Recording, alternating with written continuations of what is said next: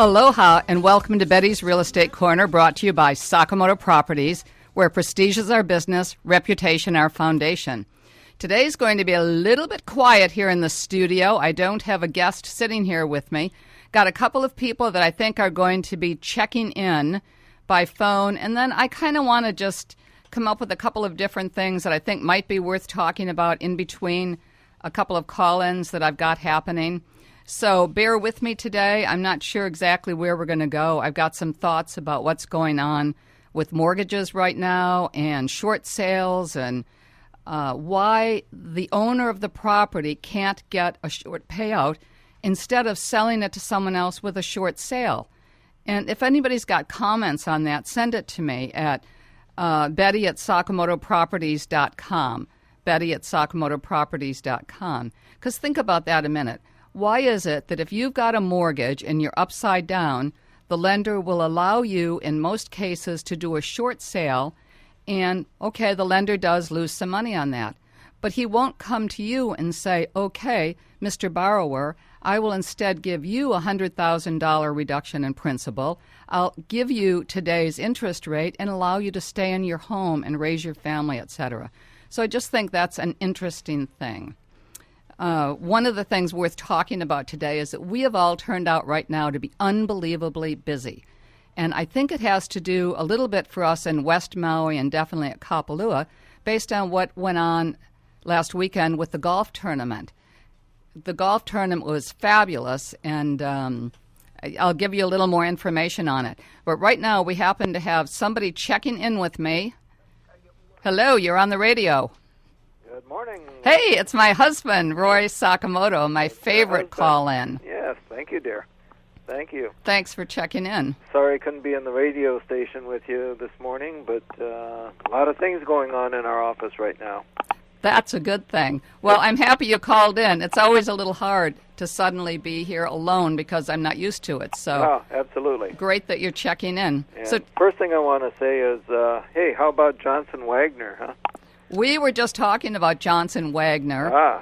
Okay. And I was talking about the fact that it was the first time my husband won this particular Pro-Am. The first time for Hyundai. First time for Hyundai, exactly. Right. So that Roy Sakamoto was the big winner at the Pro-Am. And when asked, he, of course, Mr. Cool, someone said to him, have you won this tournament before? He said, the Hyundai? And the person looked and kind of smiled, realizing, but he did also win the Mercedes one year, his Pro-Am team, and the Lincoln Mercury, and the Isuzu, and the World Cup of Golf, etc. So congratulations, Roy Sakamoto and team.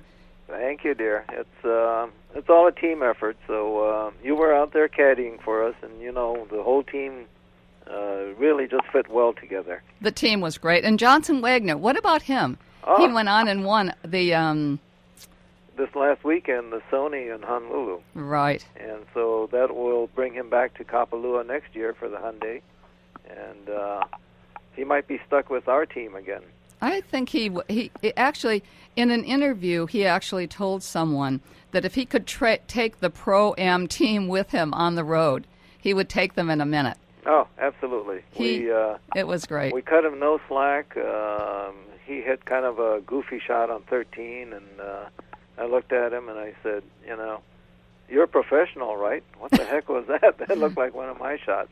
Yeah, so, it was a great tournament. We were laughing and giggling the whole round, so good fun. It looks like, I think, I was just starting to say, or in the middle of saying, that I think the tournament has brought our office some almost unprecedented interest in real estate and phone calls and people looking for rentals and homes to buy here. Are you thinking that's what's going on? No question. Our desk, we have that desk, the real estate information desk, right outside the pro shop at the Plantation. And that's brought in tons of inquiries and both people interested in buying and also people interested in selling. So tournament has done very good for Sakamoto Properties. It's been super. And that is an interesting thing. If any of you are out there at the Plantation course, 7 days a week, we're sitting there at the desk.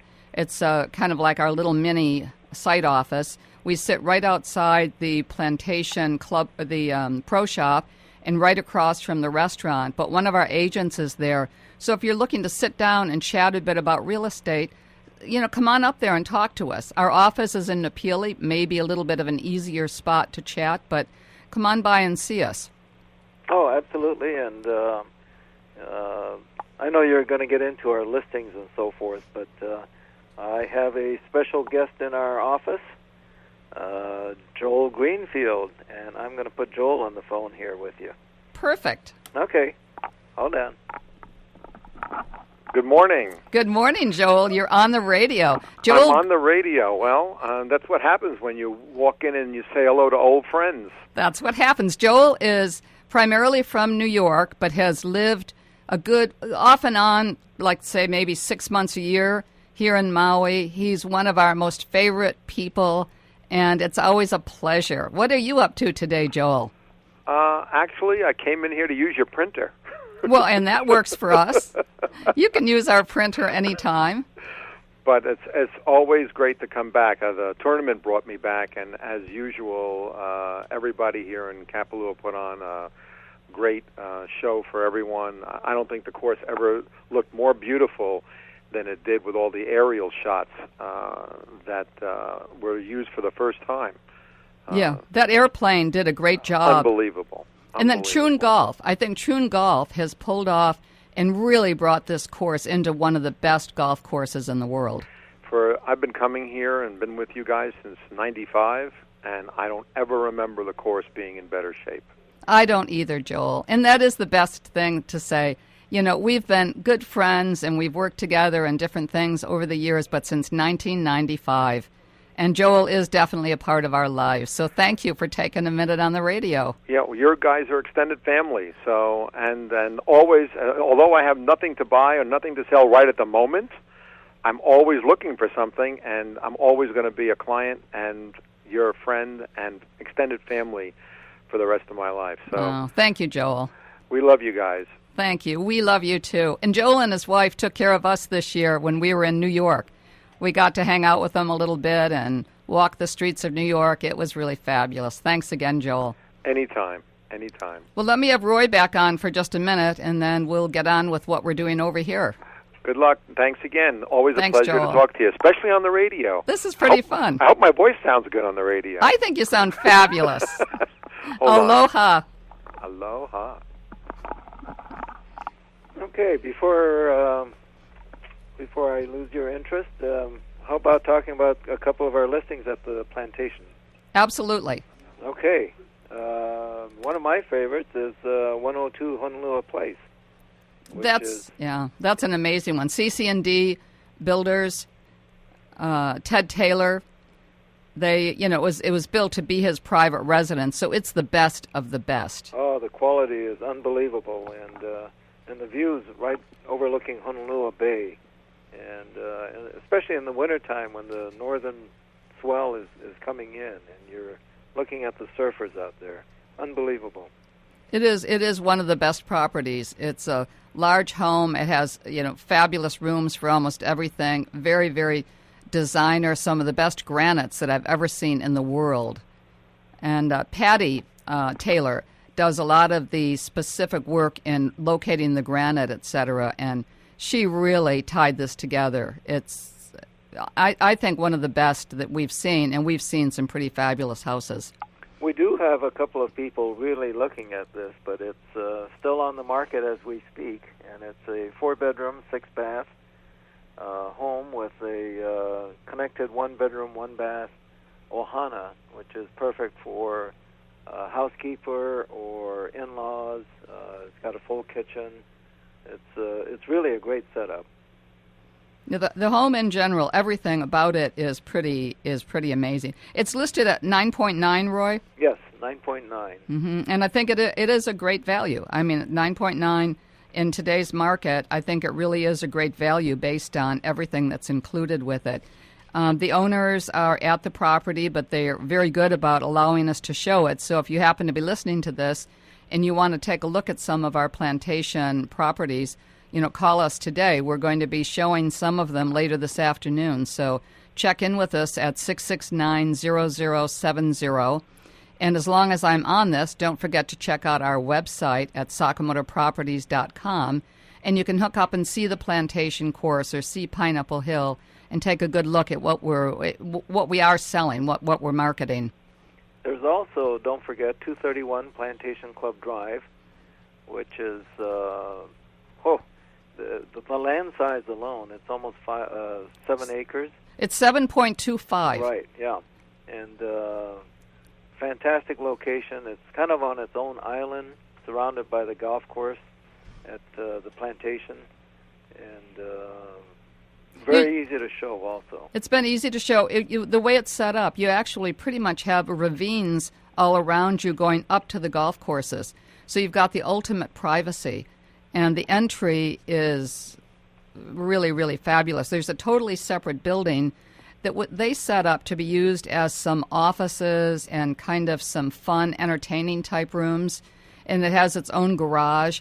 We've often, some of the people that have looked at it recently are thinking they would probably set that up as an additional guest quarters, or because most people look at this house as kind of a family compound.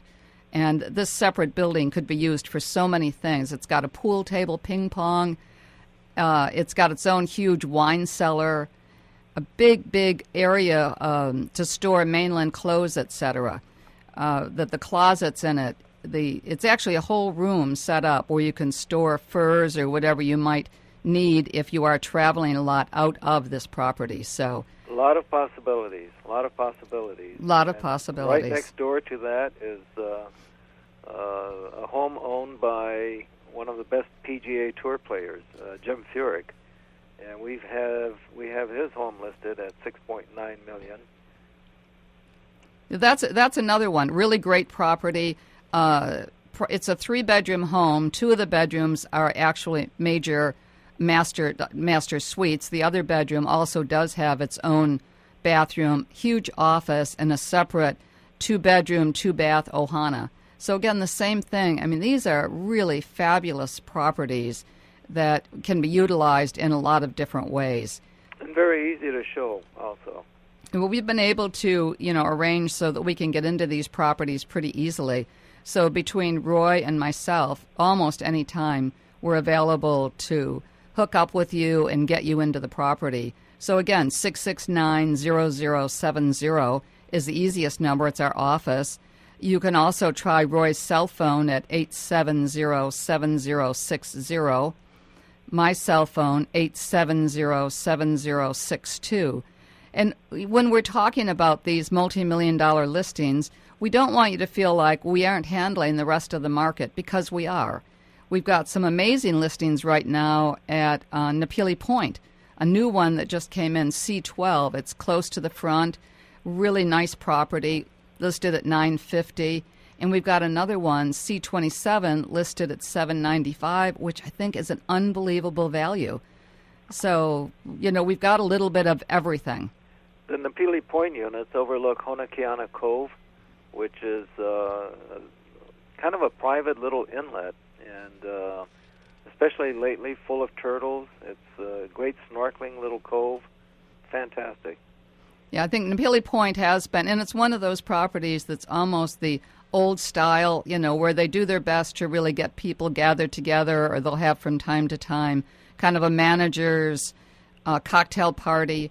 So they're doing a little bit of everything there, and it makes it, even though you're there typically on vacation, fabulous rental program, and they really do their best to gather people together and make it a fun time. We've known the manager there for many years, and he's done a fantastic job. That's true. Rod Kelly. He runs the rental program and manages the property, and he is an amazing manager. He's done so much for the owners and takes care of all of their needs. He's in the middle right now of helping someone who's moving, that this has been their second home for probably 30 years. And they, for different reasons, realize that they can't continue. And the property, we just happened to have sold that property, getting ready to record. But he has been such an amazing man in stepping in and helping this couple who are a little older now, be able to actually get moved and get their stuff shipped back that they want to ship. It's a true ohana at Napili Point, and Yeah. Rod makes it so. Rod does make it so. You're right about that. Can you think, a couple of other things? We've got, again, talking just listings, and so that we don't sound like our only listings are really high, we actually still have a listing at Napili Point, which is $40,000 leasehold, and I know the fee is available for about $120,000. But that's Napili Ridge. Napili Ridge. Sorry, Right. Did I say Napili Point? Right. Oops, okay. At Napili Ridge. And Elizabeth Quayle, one of our agents, is the one that's handling that. But she's taking care of a lot of those people with the Napili Ridge and helped them get them sold and get the people that are coming into them, get the fee purchase incorporated into it. And those are a great home for someone, or it's also a perfect second home for someone that wants to come here and retire but doesn't need or want to end up with a huge place. That's perfect. I think those are And perfect. the pricing is just awesome also. I need to jump off here. Okay, and, that's good. Get back to some work here. Okay, So- well, we got a lot of different things that we're chatting about. I've got on a little bit of the whole mortgage thing that's going on these days, so Good. we're going to do that. And then, you and I were talking today about some of the things that sellers can do to help stage and make their place look better. Yes. So I'll see you later. I'll talk to you later. Thanks for calling in. Aloha. Okay, well, now we're back just kind of randomly going through a variety of things, but I happen to have glanced at something today that I think, and we've went through this on the radio a few times, but sellers often call us and they say, what can we do? What could we do? What is the biggest thing that we could do to make our place sell faster? And often the person saying that, it is their residence, they're living in it. And we all know that we've got a lot of stuff, so when we're doing that and there's a lot of stuff, we got to declutter. The only way that you can really make your place show the best, and often once we talk someone into doing this, they almost want to keep their house. But I think you almost need to have 3 huge bags or 3 huge boxes and go through and, number one, take everything that really is true clutter and needs to get thrown away and put it in the garbage, get rid of it completely. And then there's the other things that you don't need right now, and they should just get stored and ready to move to your new home.